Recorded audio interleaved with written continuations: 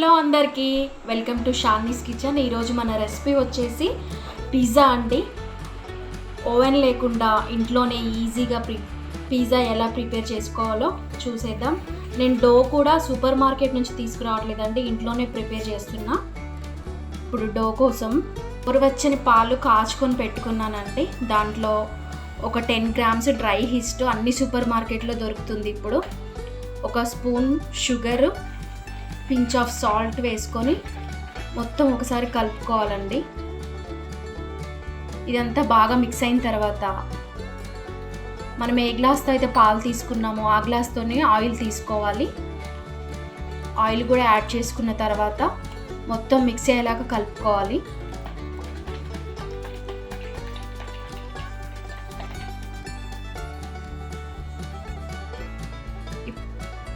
ఒక కప్పు మైదా పిండి తీసుకున్నానండి. మైదా పిండిని దీంట్లో యాడ్ చేసుకొని ఎక్కడ ఉండలు లేకుండా స్మూత్గా కలిపేసుకోవాలి.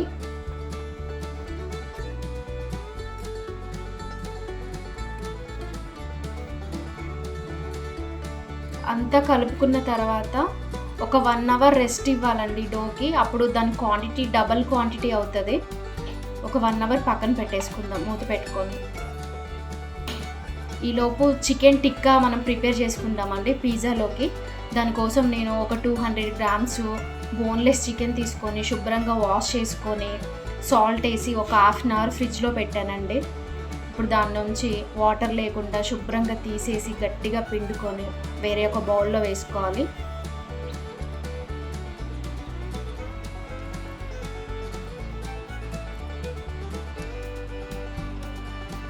మొత్తం ఇలా వేసుకున్న తర్వాత దీంట్లోకి ఒక హాఫ్ టీ స్పూన్ అల్లం ఎల్లిగడ్డ పేస్ట్, కొద్దిగా సాల్ట్, మీ టేస్ట్కి తగినంత కారము,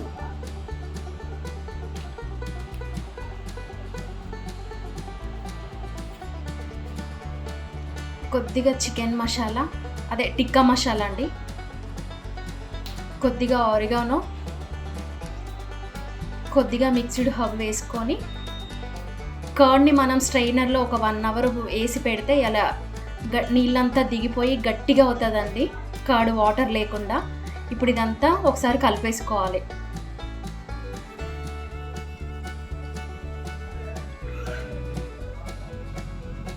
ఇదంతా బాగా కలుపుకొని ఒక హాఫ్ అన్ అవర్ ఫ్రిడ్జ్లో పెట్టుకుందామండి. ఇప్పుడు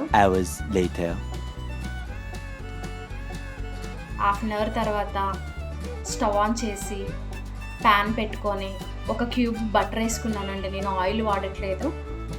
బటర్ కొంచెం మెల్ట్ అయ్యి హీట్ అయిన తర్వాత మనం ముందుగానే ప్రిపేర్ చేసుకున్న పెట్టుకున్న చికెన్ని పీసులుగా వేసుకొని ఫ్రై చేసుకోవాలండి.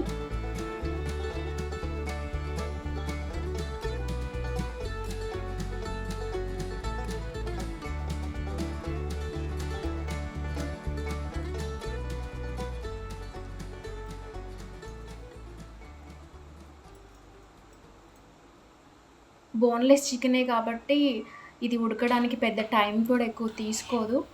అలానే ఎక్కడ మూత పెట్టి కుక్ చేసుకోకూడదండి, వాటర్ అంతా వచ్చేసిద్ది, చికెన్లో ఉన్న వాటర్ అంతా. ఈ స్టేజ్లోనే కొంచెం పెప్పర్ వేసుకోవాలి. వేసుకొని ఒకసారి కలుపుకుందామండి. కొద్దిగా సాల్ట్ కూడా వేసుకున్నా నేను.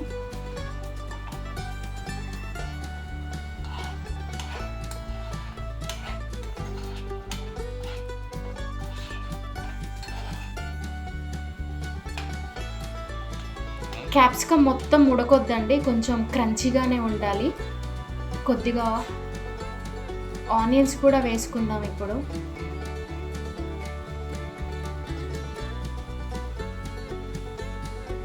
ఆనియన్స్ కూడా ఉడకనవసరం లేదు, క్రంచీగానే ఉంటే బాగుంటుంది, మధ్య మధ్యలో తగులుతుంటే. మనం టాపింగ్లో కూడా యాడ్ చేస్తాం క్యాప్సికమ్ అను ఆనియన్. వాటర్ అంతా ఇంకిపోయి మసాలా అంతా డ్రై అయ్యేలాగా వేయించుకోవాలండి. ఇప్పుడు నేను స్మోకీ ఫ్లేవర్ కోసం బొగ్గుని కాల్చేసి దాని మీద కొంచెం గీ వేసి మూత పెట్టేసుకుందామండి. ఒక 5 minutes అలా ఉంచేసి 5 మినిట్స్ తర్వాత తీసేసుకుంటే ఆ స్మోకీ ఫ్లేవర్ అంతా చికెన్కి పట్టేసిద్ది. మంచి స్మెల్ వస్తుంది నాకైతే. యాక్చువల్లీ ఇలా కూడా డైరెక్ట్గా తినేసేయచ్చు. ఇప్పుడు డో ప్రిపేర్ అయిపోయిందండి. నేను తీసుకున్న క్వాంటిటీకి 2 మీడియం సైజ్ పిజ్జాలు అవుతాయి. ఫుల్గా 4 మెంబర్స్ తినొచ్చు. కొంచెం తీసుకొని కింద పొడిపిండి వేసుకొని మరీ ప్రెషర్తో కాకుండా పైన మాత్రమే రుద్దుకోవాలండి. మరీ పల్చగా ఉండొద్దు, అలానే మరీ మందంగా కూడా ఉండొద్దు. అది మనకి బేక్ అయ్యేసరికి డబుల్ క్వాంటిటీ అవుతుంది. మొత్తం రుద్దేసుకున్న తర్వాత దోశ ప్యాన్ మీద అడుగున కొంచెం బొంబాయి రవ్వ వేసుకొని మనం ప్రిపేర్ చేసుకున్న డో దాని మీద వేసుకొని ఒక ఫోర్క్ తీసుకొని హోల్స్ పెట్టుకుందామండి. హోల్స్ పెట్టుకొని చీజ్ వేసుకున్నప్పుడు మనకి బయటికి వెళ్ళకుండా చుట్టూ మొత్తం కొంచెం చుట్టేసుకుందాం. చుట్టుకున్న తర్వాత పిజ్జా సాస్ అండి. పిజ్జా సాస్ అప్లై చేసుకోవాలి. అప్లై చేసుకొని చీజ్ కూడా వేసుకోవాలి. ఇప్పుడు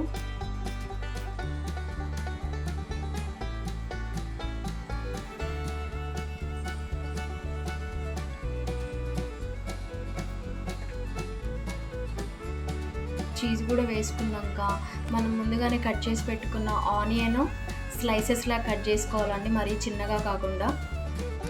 క్యాప్సికమ్ అన్నీ నీట్గా సర్దుకోవాలి. మనకి ఎంత కావాలో అంత పెట్టుకోవచ్చు అండి వెజిటేబుల్స్. చికెన్ తినని వాళ్ళు వెజ్ పిజ్జా కూడా ఇలాగే చేసుకోవచ్చు. దాంట్లో స్వీట్ కార్న్ ఇంకా ఆలివ్స్ అన్నీ యాడ్ చేసుకోవచ్చు. కొద్దిగా చిల్లీ ఫ్లేక్స్,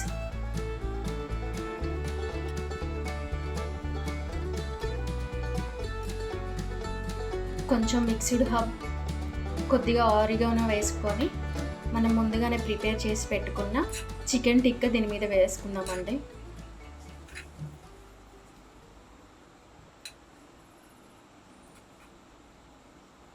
మనం ఇంట్లో చేసుకుంటే ఫుల్గా తినేయచ్చు. అయితే బయట ఆర్డర్ చేసుకున్న పిజ్జాలో చికెన్ ముక్క ఎక్కడ దొరికిద్దో కూడా తెలీదు. చికెన్ తినేటప్పుడు ఇలా ఫుల్గా నింపేసుకున్న తర్వాత పైనుంచి మళ్ళీ చీజ్ వేసుకుందామండి.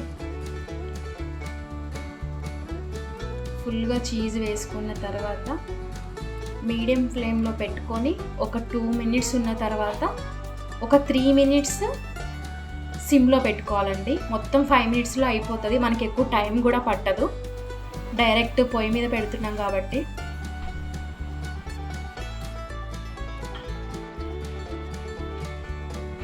నేను ఫ్రెంచ్ ఫ్రైస్ కూడా ఇంట్లోనే చేశానండి. అది ఫుల్ వీడియో కావాలంటే కామెంట్ చేయండి. Thank you for watching.